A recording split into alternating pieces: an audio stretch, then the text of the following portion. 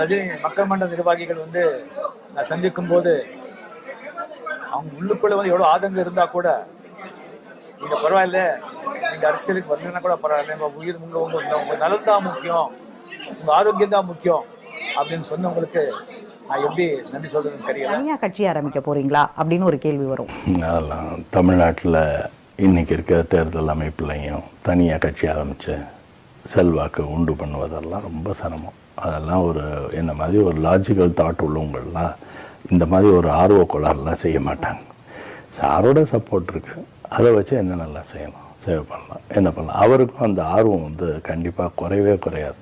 ஏன்னா அவர் எதாவது பண்ணணும்னு நினச்சிக்கிட்டு இருக்கவர் ஏதாவது ஒரு உருவத்தில் எதாவது பண்ணணும்னு நினைப்பார். So let us wait. இந்த எலெக்ஷன் முழுக்க ஒரு தலைவரை தேர்ந்தெடுக்கும் எலெக்ஷன். இதில் ஒரு தலைவர் தேர்ந்தெடுப்பாங்க, அது எப்படி வேணால் முடிவு பண்ணுவாங்க. ஏன்னா இந்த எலெக்ஷன் முழுக்க தலைவரை நோக்கின எலெக்ஷனே ஒழிய கட்சியை நோக்கின எலெக்ஷனே இல்லை. அது உங்களுக்கு வந்து இன்னும் நெருக்க அரசியல் தேர்தலுக்கு நெருங்க நீங்கள் எல்லாருமே அதை ஃபீல் பண்ண ஆரம்பிச்சிருவீங்க. என்னை வாழ வைத்த தெய்வங்களான தமிழக மக்களுக்கு நல்லது செய்யறதுக்கு ஜனநாயக ரீதியா நான் ஒரு முயற்சி கூட எடுக்கலைங்கிற குற்ற உணர்வு என்னை சாகர வரைக்கும் என்னை தோறுத்து.